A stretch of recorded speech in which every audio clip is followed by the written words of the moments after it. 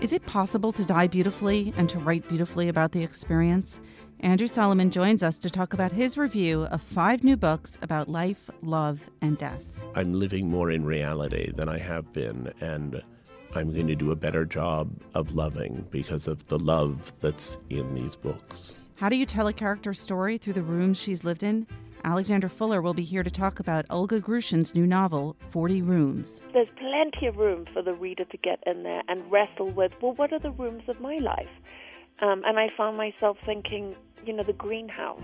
Alexandra Alter will give us an update from the literary world. John Williams will be here to share some Valentine's book recommendations from our readers and listeners.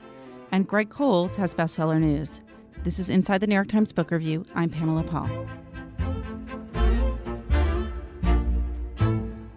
Andrew Solomon joins us now. Andrew did the heroic feat of reading through 5 books about love and primarily death. I will go through the titles, but first, Andrew, thank you for being here. What a pleasure. The books are Death's Summer Coat, What the History of Death and Dying Can Tell Us About Life and Living by Brandy Chalace, The Good Death, An Exploration of Dying in America by Anne Neumann, In the Slender Margin, The Intimate Strangeness of Death and Dying by Eve Joseph, The Iceberg by Marianne Coutts, and When Breath Becomes Air by Paul Kalanithi. This was not a cheerful assignment. When I got it, I thought, I can't do this. It's going to be too sad. And then I thought, I have to do it. It's going to be deeply real. It was a struggle reading the books and writing about them. There were days when I thought, I just can't bear to do this today. But it was also utterly, utterly absorbing and in many ways the most exciting experience I've ever had as a reviewer. Why? Because I felt that they were books that delved so unbelievably deeply into difficult territory and forced me to think about things I might not otherwise have been thinking about. They don't confirm pre-existing prejudices.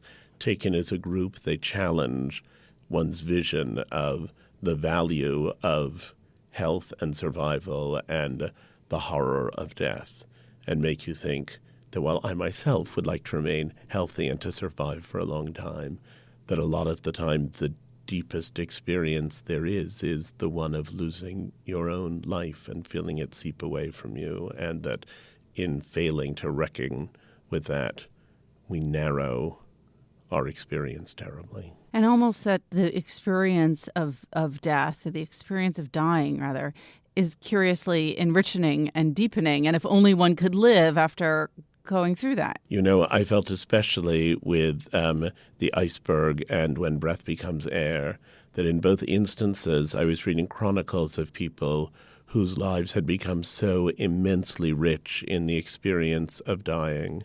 And it reminded me of the greatest loss I've dealt with, which was the death of my mother, and the sense that if through some strange miracle it were possible to save people who were at the very brink of death, that the knowledge they would come back with from that experience, not the knowledge of near-death experiences in which someone saw a long hallway and a heavenly host, but the experience of humanity and the experience of what life itself means and is about, would be so invaluable.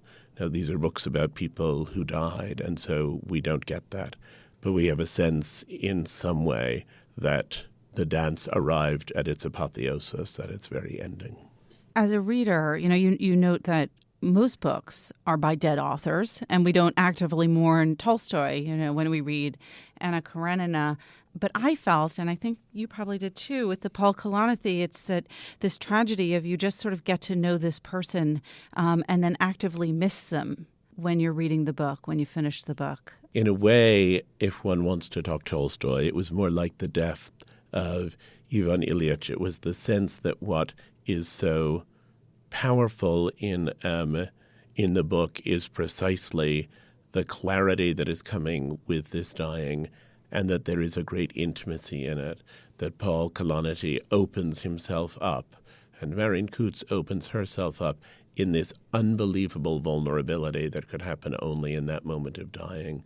And with the Paul Kalanithi book, you feel like, I'll bet I would have liked this guy anyway. Right. But now, watching him go through this transformation, I want to embrace him, and I want to turn to him for further wisdom on everything else that might ever happen to him or to me or to the world. And you feel him slipping away. You feel him disappearing. You know, people often say about grand opera that one of the things that's ridiculous about it is that you have these heroes and heroines who are about to die, and they sing extraordinary arias for 20 minutes before they drop dead on stage. And you think that's so unlike life. And then you read these books and you think, actually, sometimes that is so like life. And in the same way that you will go and see a great piece of theater and feel agony at the person's dying, you feel agony at this. I feel as though I should have been at the funeral. I feel as though I wish I'd been there to help. I have that real sense that these are such real people and they've been through things that were so excruciating, and they're such impressive, moving, wonderful people in some way. And I wish I'd been there, and I wish I could be there now. The Paul Kalanithi, at least, is, already a huge bestseller. It's number one on our bestseller list. And it's interesting to contemplate what it is that draws a person to want to read about that, to want to go through that experience. I mean, do you think that we are longing to try to find some kind of meaning? Is it about trying to sort of get ahead of it, to understand it so that somehow we can be prepared? You know, many books deal with a form of human drama that we mostly won't have to face. You mentioned Tolstoy earlier. Most of us are not going to have to be generals in great wars like the Napoleonic War. We don't live that part of War and Peace. You know, most of us, even if we're in some level of denial, recognize that we're going to die.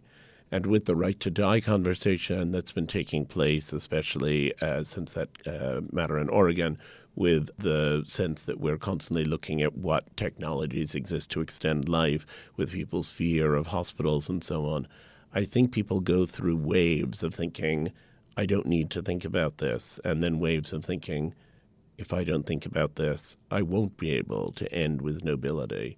And while the Paul Kalanithi book is really, in many ways, a description of himself and of his own dying, it's also, in some sense, an instruction manual for dying with an enormous amount of dignity and for dying the right way.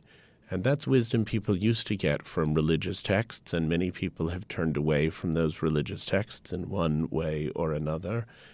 I also think that part of what's compelling about these books is that the enormous beauty that's in them constitutes a form of hope. So on the one hand, the people die, and on the other hand, the people live so richly in that instant before they die. And when you read these books, not only do you have to reconcile yourself to your own mortality, you also think, maybe I can do that as beautifully as they did. And if I can, maybe it won't be so bad for me. For the people I leave behind, maybe the death of someone else won't be so bad for me. There's a sort of strange comfort that's buried in these books that I think is something we very much need in this particular moment. It's interesting that you mentioned the death of Ivan Ilyich, because people often cite that as the first kind of modern fictional account of death. Books about dying and death are obviously nothing new. You also mentioned Sherwin Nuland's book, How We Die, which I think really until this most recent wave was kind of the last major book, obviously more modern and nonfiction than Tolstoy. But now recently, beginning with Atul Gawande's book, Being Mortal, there's just this wave.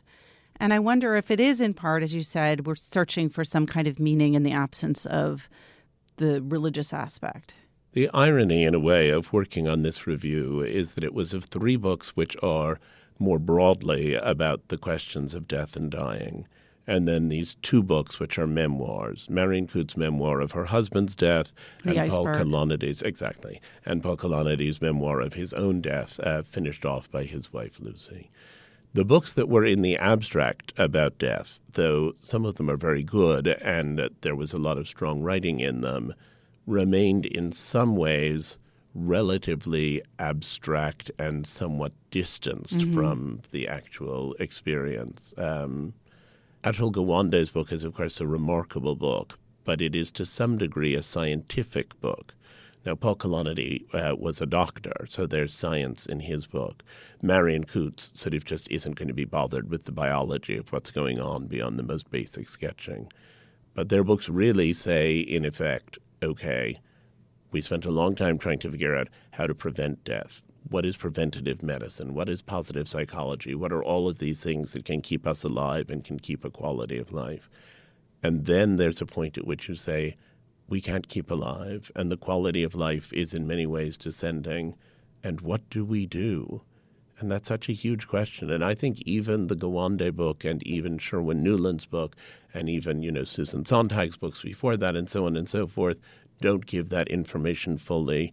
I don't know that it ever can be given fully, but I think insofar as it is given in its own time. And those books are from a while ago. And now suddenly there are these books and they say, this is where we are as a society, and this is how one pulls through it. I wonder if it's not only the fact that there is a less religious training for preparation for death, but also that we used to, societally, before the last century, know death more intimately because, childbirth, was often a deadly experience. Infant mortality was higher. People often experienced death more intimately before they themselves died. And now we seem, almost surprised by it, taken aback, like in our kind of self-help culture in which you're constantly improving. The fact that at some point you start to deteriorate seems to kind of take us by surprise. Yes, and of course, both Paul Kalanithi and Marion Coutts' husband, Tom Lubbock, died untimely deaths. They were both much too young to be dying. So they make us think about that fact that mortality isn't just a weird thing that happens to people who can barely move anymore and are 103 and in assisted living. It's really about facing those demons. And part of what's wonderful in those books is, and I think I said this in the review, there is nothing self-pitying in them, but there is also nothing euphemistic about them.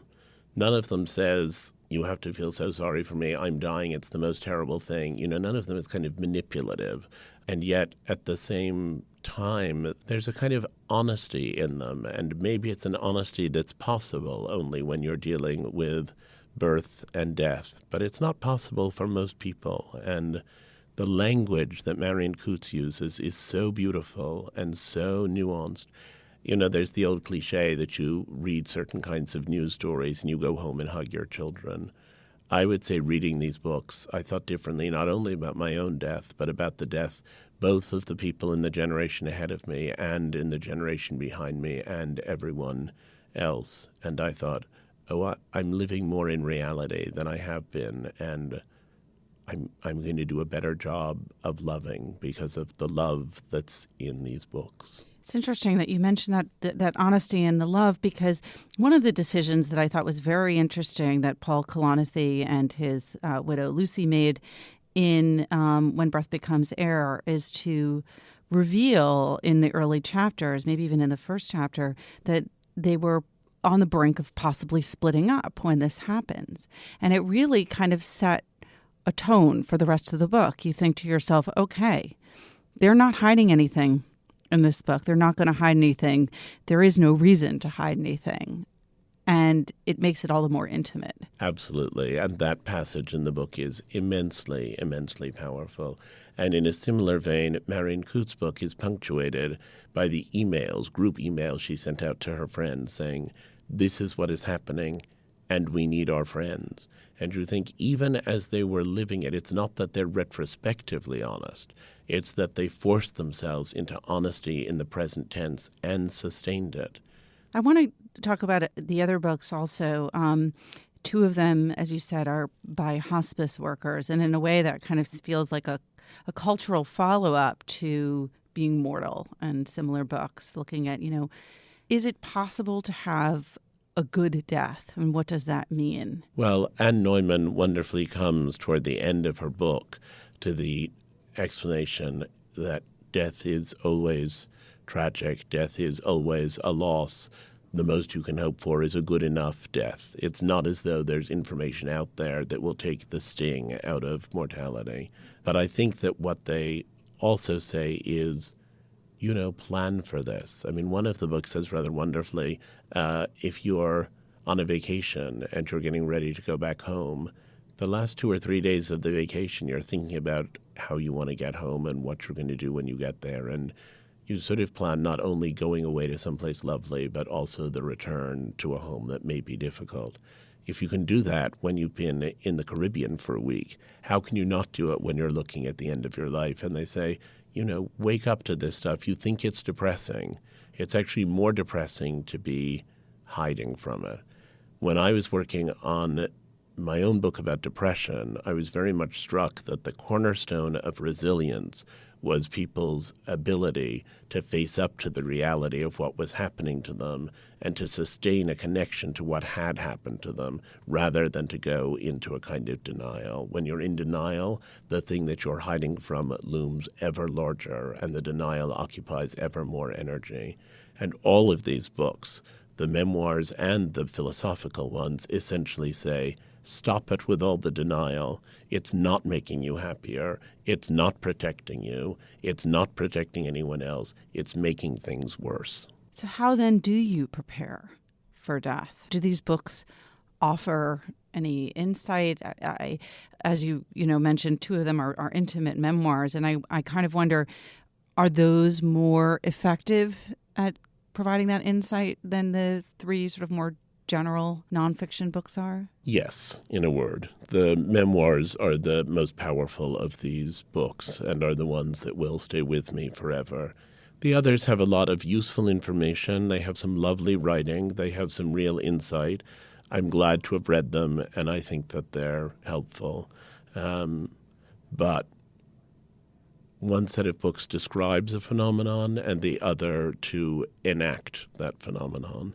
And an enactment, I think, is always the most powerful way. One final point that I think at least one of these books deals with is a kind of larger cultural shift. Funerals and death as an occasion for mourning to an occasion for commemoration. And I wonder what you make of that. It's an interesting matter that there was a huge debate in the latest writing of the DSM, which is the Manual for Psychiatry, about whether you could have depression initiated by grief and whether people who had had a catastrophic loss should be on medication. It reflects a larger question about whether our objective is to achieve happiness or whether it's something else. And at what cost we insist over and over again on happiness. Right. Is happiness health, or is experiencing the full range of emotion what is healthy? Right. And is healthy more desirable than happy? Right. You say, I'd like my kids to be happy and healthy, and we do all we can to protect our children from anguish. We don't want our children to be miserable. That's pretty basic. And yet it would be unhealthy not to grieve over a death. Exactly. And one of the point that gets made is we tend to have these wonderful commemorations that are almost like weddings instead of funerals, in which we weep and beat our breasts and say, the loss of someone I love truly and deeply is the most terrible, desperate thing that's ever happened to me, and I find it unbearable. And that's become a kind of cultural tendency. It's important to celebrate someone's life, but it's that thing of saying, I don't want to have a funeral, I just want everyone to come together and talk about all the great stuff that happened. Play music that's not reality. Reality is that life contains a lot of grief and a lot of pain. I think there is depression that's initiated by grief and requires treatment. But I think there are people who want to treat away the grief itself. And I think part of the reason these books are now having so much success is that we're at a moment at which that tendency is suddenly being questioned by a larger population, and people are smart to do it. And the argument of these books, in effect, is, learn to cry and get started doing it ahead of time, and then it won't be such a disruption when it happened. But don't feel you have to close down to it. And the two memoirs are really monuments. I mean, Paul Kalanides, in a way, a monument to himself, but Marion Coutts's, so movingly, I read it and I thought, in this sense, her husband, in his final nobility, lives forever. And that's part of what books do, is they make permanent things that are transient. And a book that fully achieves that has really accomplished the greatest goal of literature. Well, I can provide no better ending than that, Andrew. Thank you so much. Pamela, a pleasure every time. Thank you.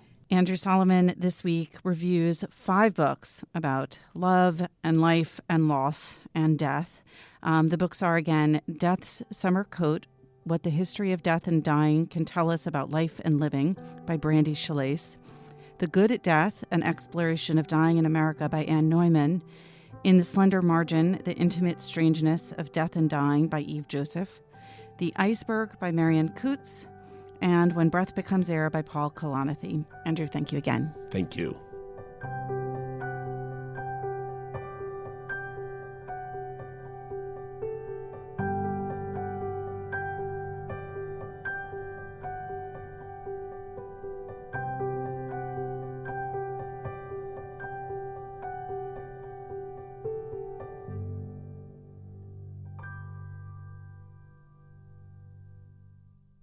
Alexandra Alter joins us now with news from the literary world. Hi, Alexandra. Hi, Pamela. So we've got lots of exciting news. Yes, a lot of it is coming out of the theater world this week. So there's a famous book that's being turned into a play, which is then again being published as a book.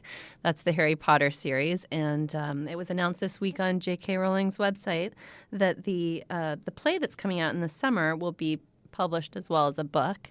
And it immediately shot to number 1 on Amazon. People are reacting as if this is like a new installment of the Harry Potter story, which she had to clarify. It's not exactly the story continuing. It'll be like the best-selling play ever. Exactly. I think more than Shakespeare, probably, since it's J.K. Rowling. People are already excited about the play. This means you don't have to go to London to figure out what happens to Harry. The other big news... But you do have to stay up until midnight. You always have to stay up until midnight with a new Harry Potter release. The other exciting theatrical news was To Kill a Mockingbird is coming to Broadway finally after almost 60 years.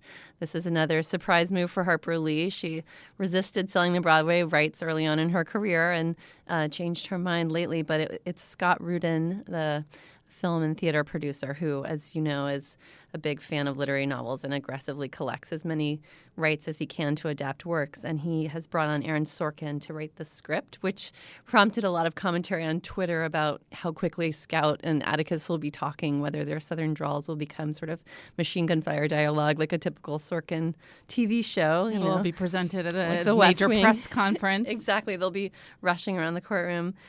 I think that's very significant for kind of the legacy of the novel. So far, there have been kind of regional plays, a lot of school plays. There's an amateur production that goes on every year, famously in her hometown in Alabama, that's been going on for the past 26 years.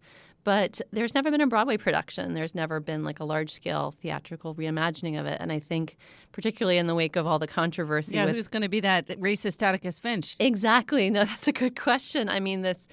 particularly after the publication of Go Set a Watchman, people have had very conflicted feelings about Atticus Finch, who is this, iconic literary figure who stood for justice, but in the second novel was not so perfect. So I think, Scott Rudin and Aaron Sorkin were both clear in interviews with me that they are going with the old Atticus. This is from To Kill a Mockingbird. They're not kind of reimagining the figure in the wake of Harper Lee's other novel. But I think, for readers that did wrestle with that and were disappointed by Go Set a Watchman, a new version of Atticus could be kind of a balm or reassuring. I want to go back to the first story. Are we going to fly to London to go see the opening night of this play, Alexandra? I think we should. I think we have should to argue that there's a case. Exactly. All right. Thanks, Alexandra. Thanks for having me.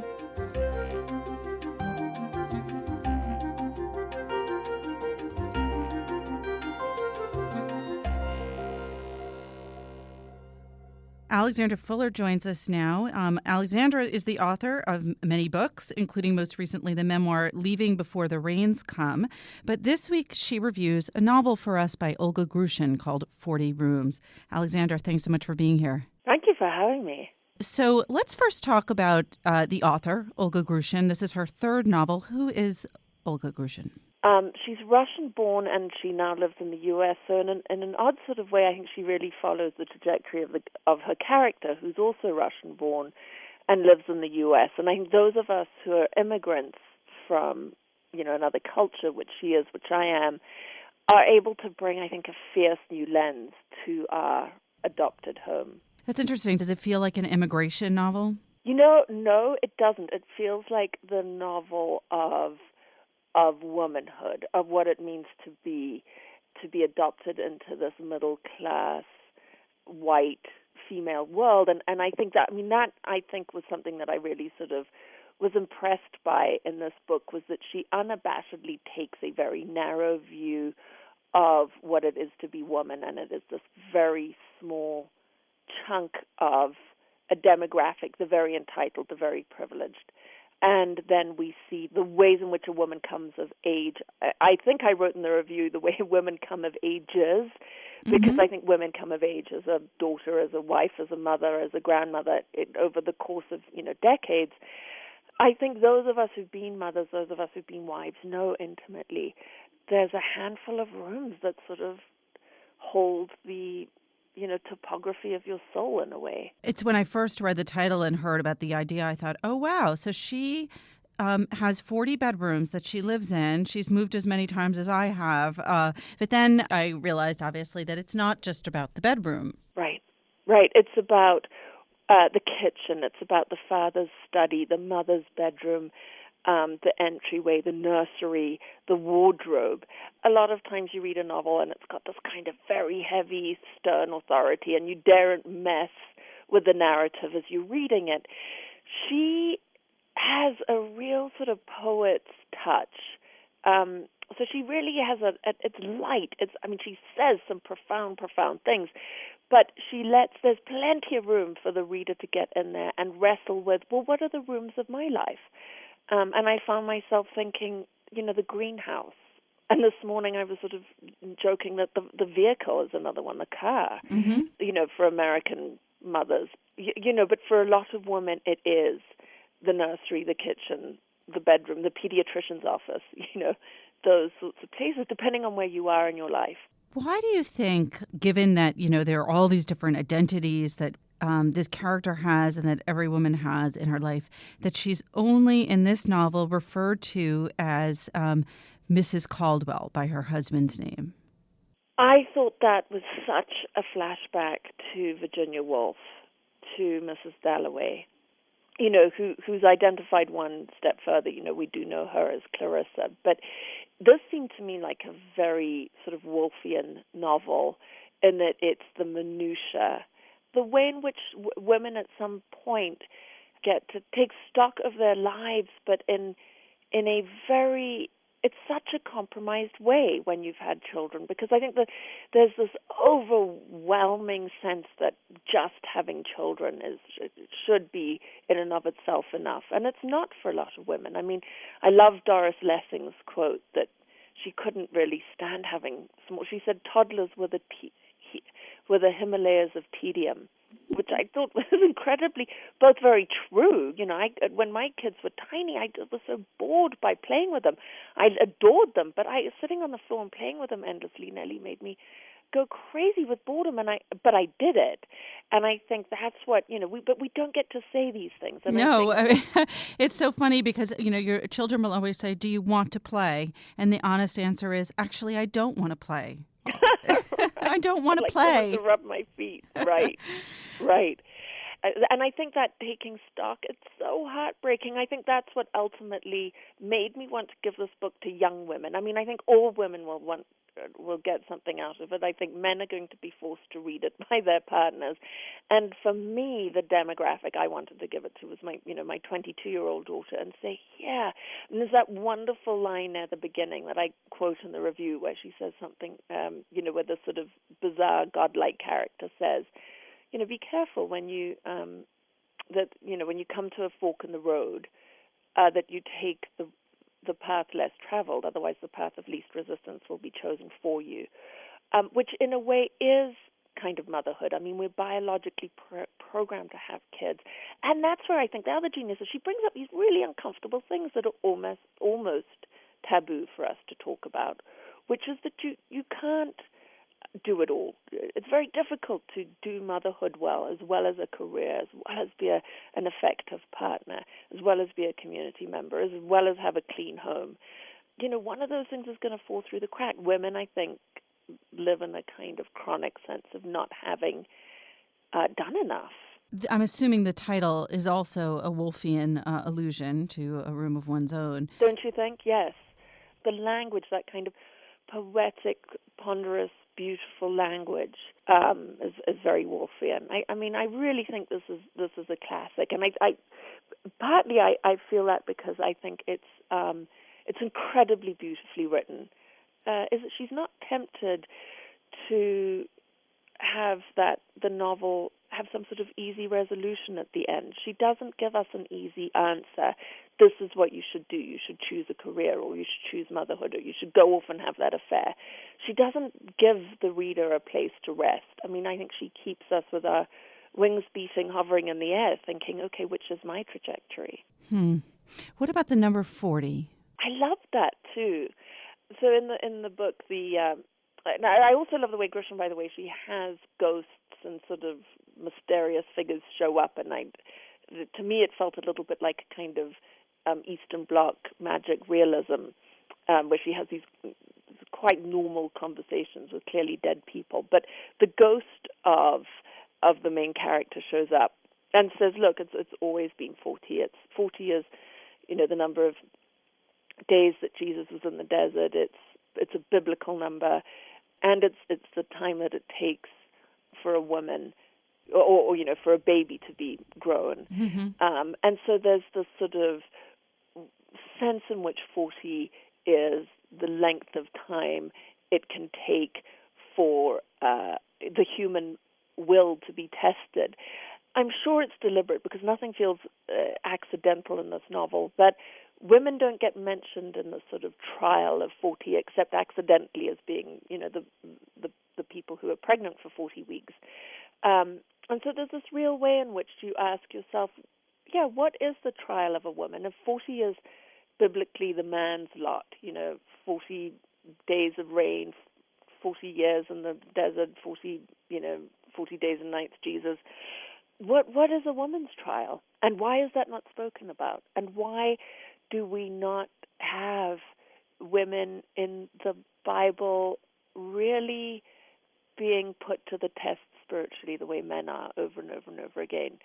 I think in this way, even though it would be hard to say that this protagonist is a feminist hero, the book is a wonderful feminist track. There's this one quote that you quote this toward the end of your review that I love. She writes, "I used to wonder," and this is the voice of Mrs. Caldwell, "does it happen to others as well? Do their lives change bit by bit, a new table here, a new baby there, until one day they wake up and look around and recognize nothing of their past in their present? But I grew into it, learning to count my blessings, learning to appreciate the small things.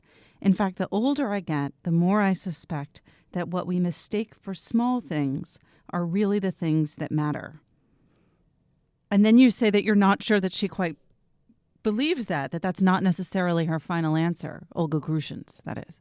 Right, because I think this book really does lend... I think this book's going to be a fantastic book for book groups, because I think that people are going to get heated about this, because we'll be defending our lives while reading this book. We'll be defending our choices, I think. But I think that particularly for women who've gone through a divorce, or who had a very different idea of what they were going to do with their careers, and then they had children that perhaps were very needy. I mean, you certainly come across that where you'll find mothers that had children who had special needs and became their full-time job, became their work. And would you recognize yourself then? I mean, that's not what you're thinking when you're 20, 24, 26, that, I'm now going to spend my life as somebody else's caretaker. However deeply you love that person, however much you give yourself over to that, that's not what you had thought for yourself. And I think that I think there's this real way in which gratitude has become the new catchword, that we are all supposed to feel a sense of gratitude. And I think gratitude's a wonderful way to embrace the world. It certainly makes things easier. But a piece of me wonders if our people, those of us who are being encouraged to feel gratitude, if that isn't yet another way to keep us silent, and say, no, actually, no, I'm not grateful. This is not what I planned. Damn you. I had another vision for myself, another dream for myself, and that got subsumed by, my partner's career, my husband's career, my children, and their needs. And before I knew it, I was just this mother. And there's this wonderful place also, the mother says at one point, Cadwell's pregnant yet again, and the mother says, children aren't just placeholders. And I just thought that sort of caught in my throat too.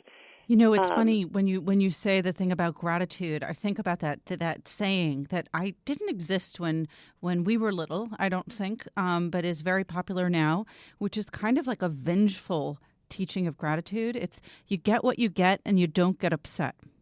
And it's kind of brutal. Really? I haven't heard that. How horrible. Every teacher will say that. Well, what I love too about this book is that there's this very real way in which what we're telling our daughters is sort of a lie. I mean, they can't do it all, and we know that because we've tried it. We're the worn-out ones, well, at least I am in my late 40s going, dear Lord, I'm worn out because I did try and do it all. And I think I've wised up now, and I'm certainly put my feet up more and have other people have a crack at it. You try doing it all. When we say to young women, you can be anything you want to be, the piece that we don't tell them is, and you're going to be going up against the existing system, the establishment. We don't tell our daughters that. I mean, that is the honest truth. The establishment doesn't want women to change and to sort of take over and to be in positions of power. But the status quo is so comfortable where they are. So, we should be grateful, and we can put a bumper sticker on our car, but we're not really actually supposed to change anything. This will definitely lead to a good book club discussion Absolutely. then. And we've succeeded in not giving a single thing away of the plot, I don't think. So, Alexandra, thank you so much. Thank you so much for having me. This was a really fun review to do. Oh, good. Alexandra Fuller reviewed for us this week Olga Grushin's new novel, 40 Rooms.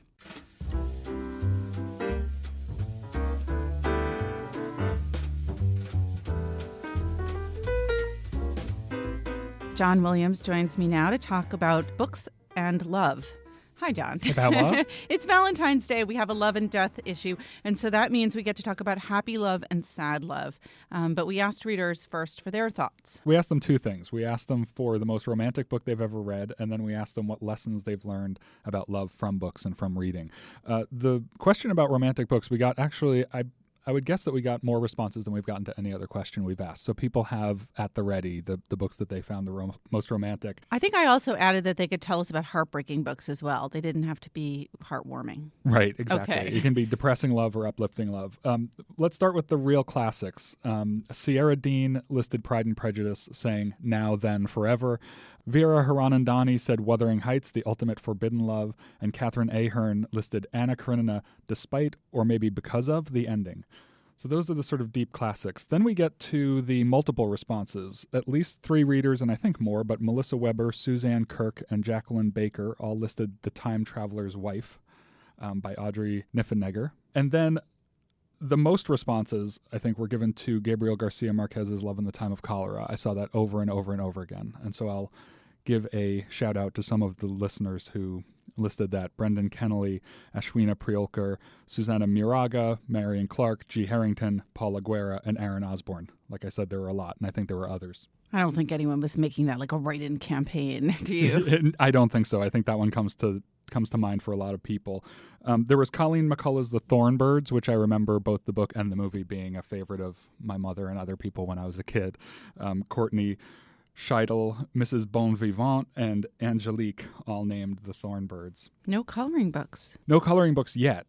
I don't know if coloring books have gotten around to deep romances. I got some responses too. Lagaya Michon, who also writes for the Times and reviews for us, named The Thousand Autumns of Jacob de Zoet by David Mitchell, and with a quote, "Our steps together is ended." And the last lines, she said. James B. Cain said, The End of the Affair by Graham Greene. Read and reread, it's a story I can't shake.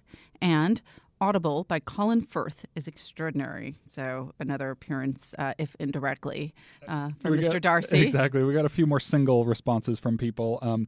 Carrie Larson listed Patricia Highsmith's The Price of Salt, which is actually the novel that the movie Carol was based on. And so she hoped that a lot of people were reading that this year because of the movie. Jamie Leifer listed Calvin Trillin's About Alice, which she called a beautiful memorial to a true life partner. We should all be so lucky. Someone else here, Jenny Stern Alford, mentioned Fates and Furies, Wasted Love and Trust, Heartbreaking. Interestingly, I just got a very angry email from one of our readers saying that Fates and Furies wasted their time. So obviously not everyone agrees. Julie Erdel suggested Eleanor and Park by Rainbow Rowell and Tender by Belinda McKeon. That one is just out. Also heard from Rachel Menes, who said to both Romantic and Broken Heart recently A Little Life by Hanya Yanagihara. She is also an editor here at the Times. And she said, I think my heart broke and reformed every 15 pages. Someone else mentioned, Bob Mayo mentioned The Razor's Edge. And then Jane Eyre from Sandy MacDonald. I saw a couple of Jane Eyres too, and also a couple of Eleanor and Parks by Rainbow Rowell. We should also point out that our listeners can be smart and almost too smart. A reader named Jack Winkler asked, romantic in the sense of love or in the sense of classical romanticism? And I didn't answer, so he didn't come back with this. How could you leave him how could you not answer his question, John? Sorry, Jack, but I think the other answers make it clear that most people were taking it in the sense of love. The other question we asked I thought was tougher, obviously, to answer on Twitter, but we did get some nice responses. The question about what books have taught people about love. A reader named Jazz answered that they've taught that so far my dream partner is a beautiful work of fiction. Thank you, literature, for giving me high expectations. So they're still waiting to find the person. I often think that heartbreak is better written than experienced. Yes. Oh, that it's better written than romance. Yes, absolutely. Yes. I think that my favorite romantic books tend to not have the happiest endings. Mrs. Vandermeide wrote that a life without passion is no life at all. Thanks, Jeanette Winterson. Hashtag written on the body. Hashtag the passion. A reader named Contrary Reader says that they have taught to write my own romance. Brooding, tall, dark, and handsome men, a la Darcy and Heathcliff, do not a good relationship make. That's interesting. And what saith you, John? What's the most romantic book you've ever read? You know, I've been thinking about this, and it's a really hard question. I'm actually going to name a short story that's quite old, but I think it was in the mid-1990s when I was a even more impressionable reader than I am now, by a writer named Stuart Diebeck. And it's a story called We Didn't. And it's actually about an unconsummated relationship, but it sort of goes through the process of how they were together and how and why things didn't work out. But it's incredibly, I think, romantic despite that. Excellent. How about you? I was going to wish you happy Valentine's Day before you could ask me. I like heartbreak and dark stories and people weeping in the final pages. So. Sure. Well, I'll say this. Anna Karenina, I think, is a novel that when you're sort of young and you're single, you read it and you think that's incredibly romantic because, infidelity and abandoning children aren't things that matter to you. And then, you read it when you're older and you think that's terribly tragic. And then, maybe after you're married for like 50 years, it becomes romantic again. Right. It comes full circle. That's funny because romances, it's true. I think it depends on where the person is in their life when they're reading it. So they change over time. Well, with that, happy Valentine's Day wherever our listeners are in time. Thanks, Pamela. Thanks, John.